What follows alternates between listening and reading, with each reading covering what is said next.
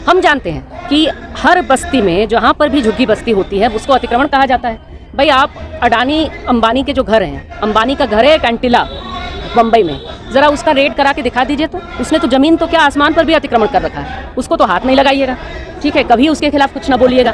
तो जो अमीर हैं उनके घरों पर कभी बुलडोज़र नहीं चलते, गरीबों के घरों पे चलते हैं। और आज वो गरीबों को हिंदू मुस्लिम में बांट रहे हैं। पहले मुसलमानों का घर खाली करेंगे, फिर गिराएंगे, फिर दलितों का घर गिराएंगे, परसों जो है वो अन्य गरीबों का गिराएंगे। तो इस मंशा को समझ करके गरीबों को एकजुट होकर के बुलडोज़र राज के खिलाफ खड़ा होना होगा, मुसलमानों के पक्ष में खड़ा होना होगा।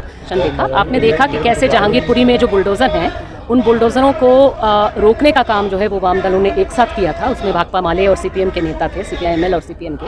हमने ये तय किया है कि दिल्ली हो चाहे पूरे देश में हो, भाजपा की तरफ से ये जो मुसलमानों को धमकाने के लिए बुलडोज़र कहा जा रहा है, धमकियाँ दी जा रही हैं, ये दरअसल आज मुसलमानों के लिए आ रहे हैं, कल हर गरीब के लिए आएंगे, हमारे संविधान पर आ रहे हैं, हमारे लोकतंत्र पर आ रहे हैं। और इसके खिलाफ देश के हर नागरिक को, हर गरीब को खड़ा होने की ज़रूरत है और उनको सचेत करके खड़ा करने का काम ये वामपंथ लेती है। और हम उम्मीद करते हैं, हम सारे विपक्षी दलों से कहते हैं कि आपको भी आना चाहिए।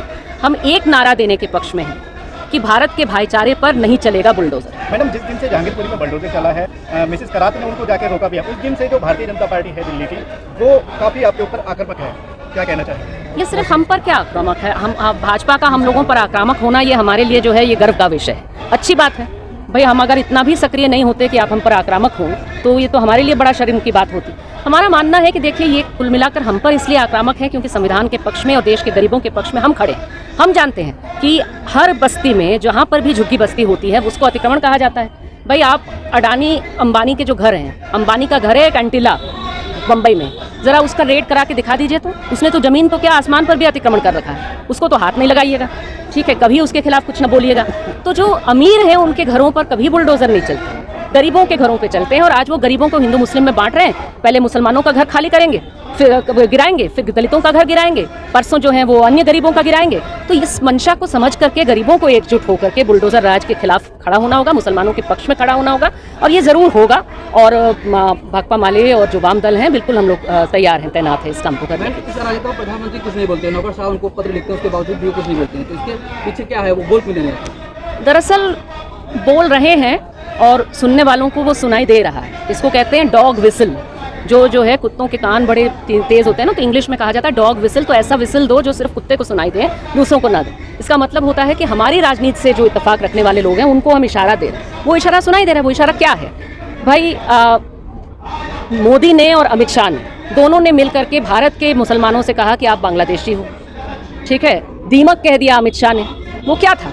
उसी को सुन करके असम में बुलडोज़र चले। पहले हम याद रखते हैं भाई, वामपंथी लोग जल्दी भूलते नहीं हैं, हमने पूरा जो है हिसाब बना रखा है। असम में चले बुलडोज़र, मुसलमानों के, गरीब मुसलमानों को ये कह करके कि तुम बांग्लादेशी हो और तुम्हारा अतिक्रमण करेंगे।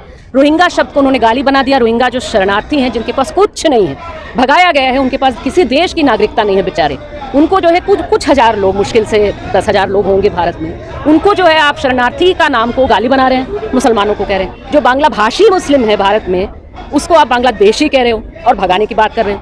तो ये जो भाषा है ये सीधा मोदी शाह से आता है, और इसीलिए उनकी चुप्पी नहीं है, उनका वो ग्रीन सिग्नल है, वो ग्रीन सिग्नल फ्लैश कर रहा है उनके लोगों को, और ये कर रहे हैं। लेकिन मेरा मानना है कि अगर इनकी बुलडोज़र को रोकना है और ये समझ करके रोकना है कि वो क्या खतरनाक चीज़ है, ये कैसे हम सबको बांट करके वो यहाँ हमारे सबके ऊपर जो है अंबानी अडानी का राज ये करेंगे, थोपेंगे हमारे ऊपर, और हिंदू राज के नाम पर ये मनुस्मृति का राज थोपेंगे हम सारे लोगों पर। तो इसके खिलाफ हम सबको बोलना होगा, और ख़ास करके देश के जो गरीब उत्पीड़ित लोग हैं, जो उत्पीड़न क्या है जानते हैं, गरीब के घर पर बुलडोज़र चलता है तो क्या हाल होता है जानते हैं, उन सबको खड़े होना होगा कि आज आप मुसलमानों पर अकेले जो चलाने की बात कर रहे हैं, बुलडोज़र को एक सिंबल बना दे रहे हैं कि मुस्लिम विरोध का मतलब बुलडोज़र मतलब हंसने लगी कि है मुस्लिम का घर गिर रहा है, मुस्लिम का दुकान गिर रहा है। इस शर्मनाक चीज़ के खिलाफ हर नागरिक को अपने अंदर झांक करके बोलना हो। मैम, दिल्ली में आम आदमी पार्टी सरकार है, तो जैसे आपने कहा कि बीजेपी को बांग्लादेशी करेगी, तो आम आदमी पार्टी वाले भी बीजेपी को बांग्लादेशी करे, हालांकि उनका विधायक भी वहाँ जीता हुआ है। बिल्कुल ये शर्मनाक बात है। आम आदमी पार्टी जो है इस मामले में अपनी जो मंशा है, वो जो दिखा रही है, जिस मंशा की नुमाइश कर रही है, वो बहुत ही गलत है, बहुत ही ख़राब है।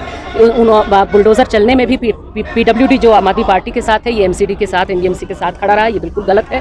और जो भाषा ये बोल रहे हैं कि दंगों के लिए बांग्लादेशी और रोहिंगा जिम्मेदार हैं, और भाजपा वालों ने ही बसा रखा है बांग्लादेशी रोहिंगा को। क्या भाषा है ये? दंगों के लिए कहाँ बांग्लादेशी जिम्मेदार है? दंगों के लिए कहाँ जो है रोहिंगा जिम्मेदार है बेचारे?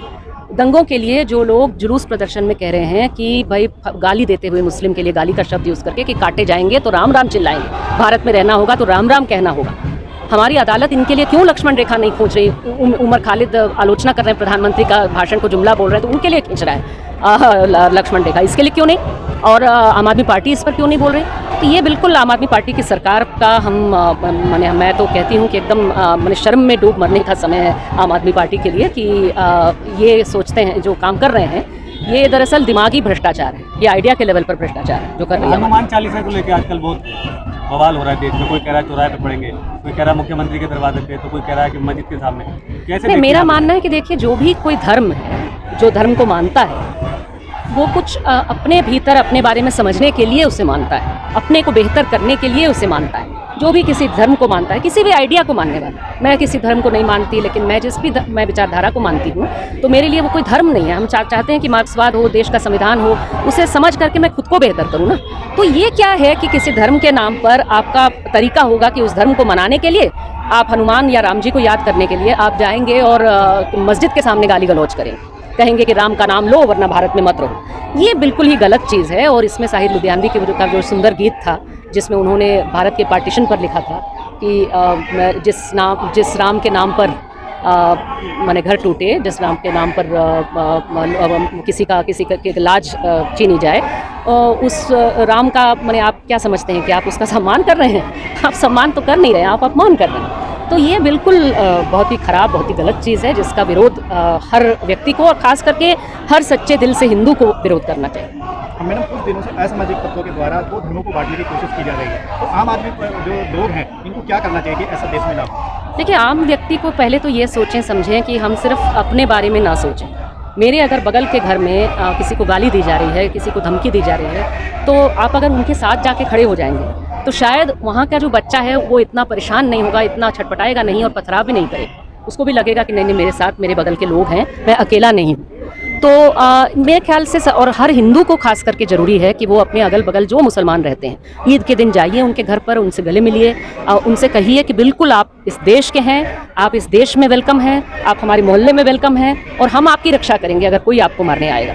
ये करना सबसे ज़्यादा ज़रूरी है। जिस तरह से मैं पाकिस्तान में चाहूँगी, पाकिस्तान में अल्पसंख्यक हिंदू हैं तो वहाँ के मुसलमानों को ये करना चाहिए कि भाई हिंदू का घर अगर कोई नष्ट करने आएगा, उसे गाली देने आएगा, उसको मारने आएगा, वो कहेगा कि तू क्यों रह रहा है यहाँ पे, जा भारत में जा, तो उसको बचाने आएंगे। जहाँ जिसकी मेजॉरिटी होगी उसे जो है अपने अल्पसंख्यक को माने एकदम उसकी रक्षा में खड़ा होने का काम करना चाहिए। जैसे हमारे भारत के लोग अमेरिका में जाते हैं तो कोई अगर कह देगा भाई भारत के हो, काले नस्ल के हो, भाग जाओ, उसके पक्ष में लोग खड़े होते हैं ना, सफ़ेद नस्ल के भी लोग। उस तरह से हमें सोचना चाहिए, उस तरह से हमें करना चाहिए। मैम, बीजेपी की छवि ना हिंदुत्ववादी है, लेकिन दिल्ली में भी एक मंदिर है नीलकंठ मंदिर, उसको भी अतिक्रमण समझ के बुलडोजर चलाने का ऐलान आया। तो जो मेन स्ट्रीम मीडिया के एंकर्स हैं वो ये कह रहे हैं कि बुलडोजर तो सेकुलर निकला। नहीं, ये गलत चीज़ है। देखिए कि बुलडोज़र वो दिखावे के लिए वो मंदिर को भी दिखा रहे हैं, लेकिन थोड़ा सुनिए कि क्या भाषा बोली जाए। बोला जा रहा है कि दंगाई जहाँ जहाँ होंगे हम बुलडोज़र चलाएंगे। बीजेपी के नेता जो है वो पोस्टर निकालते हैं बुलडोज़र चलाएंगे कहते हुए, और ये सीधी सी बात है कि वो खास करके जहाँ पर कोई दंगे जैसी स्थिति खुद उन्होंने पैदा किया बीजेपी वालों ने, वहाँ पर आप अगले ही दिन क्यों भेज रहे हैं बुलडोज़र? तो ये बात सुप्रीम कोर्ट को भी समझना चाहिए। सुप्रीम कोर्ट कह रही है कि नहीं वो सिर्फ अतिक्रमण है या नहीं है, अतिक्रमण हटाने का अधिकार है कि नहीं है, सिर्फ उस दायरे में देखना नहीं चाहिए ना नागरिकों को ना सुप्रीम कोर्ट को। हमें ये सवाल पूछना चाहिए कि जहाँ पर कोई सांप्रदायिक सौहार्द को बिगाड़ने की घटना हुई है उसी जगह पर अगले ही दिन, चाहे मध्य प्रदेश हो, चाहे यूपी हो, चाहे दिल्ली हो, चाहे कहीं हो, क्यों आप कैसे बुलडोज़र भेजेंगे? उससे क्या सांप्रदायिक सौहार्द बनेगा? दूसरा ये कि गरीबों ने पिछले 2 साल में लोगों के रोजगार छिन गए हैं, लोग किसी तरह अपना पेट पाल रहे हैं। क्यों किसी भी गरीब के अतिक्रमण हटाने के लिए इतनी क्या अर्जेंसी है भाई कि इसी समय आपको बुलडोजर करना है? किसी गरीब का घर मत ढाइए इस समय, मुसलमान हो, हिंदू हो, कुछ नहीं, कोई अतिक्रमण नहीं। अतिक्रमण करना है, जाइए अंटिला, जाइए, हिम्मत है जाइए, नरेंद्र मोदी अमित शाह लीड करके जाए, रेड लीड करें, अंटिला में जाए, अडानी का घर कहाँ है वो तलाशते हुए जाएं गुजरात में, उसको रोकें, वहाँ पर देखें ना कितना अतिक्रमण है। नहीं, गरीब जो किसी तरह मतलब अपना ठेला चला रहा है, आप ठेले पर बुलडोजर चला रहे हैं, जिस ठेले से किसी तरह, और उसमें सिर्फ मुस्लिम थोड़ी आएंगे, जाहिर सी बात है हिंदू भी आएंगे। तो मैं कह रही हूँ कि देश के हिंदू गरीब भी नहीं, इसको सेक्युलर होने की बात नहीं है, बात है गरीबों के लिए खतरा है बुलडोजर से। गरीबों के लिए आज मुसलमानों को निशाना बना करके मुसलमान को हटाएंगे, फिर दलित को हटाएंगे, फिर और गरीबों पर आएंगे, और तब और गरीब कमजोर हुए रहेंगे क्योंकि उनके साथ मुसलमान नहीं होंगे, दलित नहीं होंगे। महंगाई के मुद्दे पर ध्यान भटकाने की कोशिश है। सारी चीज़ों से। ये सिर्फ ध्यान भटकाने के लिए, वो चाहते हैं कि ध्यान बने सिर्फ इसी पे बने, नफरत पे बने, नफरत के आधार पे उनको वोट मिले, उनकी सत्ता बनी रहे, और साथ में महंगाई बेरोजगारी लेकर के उनसे कोई सवाल न करें, किसानों के अधिकार मजदूरों के अधिकार लेकर के कोई सवाल न करें। ये मंशा है बीजेपी की, बिल्कुल सरल बात है, ये कोई बच्चा समझ रहा है इस चीज़ को। लेकिन समझते हुए मुझे लगता है कि जो हम शांत लोग हैं उन्हें आवाज़ उठाने की ज़रूरत है। अभी फिलहाल हल्ला जो लोग कर रहे हैं वो गाली गाली गाली गाली दे करके हल्ला कर रहे हैं। हल्ला करने वालों को थोड़ा चुप कर दिया जाए, और हम लोग अगर साधारण लोग आवाज़ उठाएंगे और कहेंगे कि भाई हमारे लिए भाईचारा है, भारत के भाईचारे पर नहीं चलेगा बुलडोजर, बिल्कुल सरल नारा है। इस नारे को अगर देश का हर नागरिक, हर सच्चा नागरिक देगा, हर सच्चा हिंदू देगा कि भाई मुसलमान के घर पर नहीं चलेगा पर बुलडोजर। मैम सरकार तो कहती है बुलडोजर चलने से विकास बढ़ा है, मजबूत हो रहा है। विनाश से विकास होता है अगर हम यकीन करने लगे तो। ये जो धूप आप देख रहे हैं मैंने भरी दोपहरी में, उसको हम कह दें कि भाई चंदा है आसमान में, मोदी जी ने कह दिया चंदा है, कैसे कह रहे हो कि नहीं है, चांद है, नहीं तो मारूंगा तुमको। ये कोई बात हुई? सीधी सी बात है कि विनाश से विकास नहीं होता, और अतिक्रमण हटाना जो है ये अभी का कोई वो नहीं है। लेकिन अगर अतिक्रमण किसी का हो भी, गरीब के घर पे हाथ में लगेगा इस समय।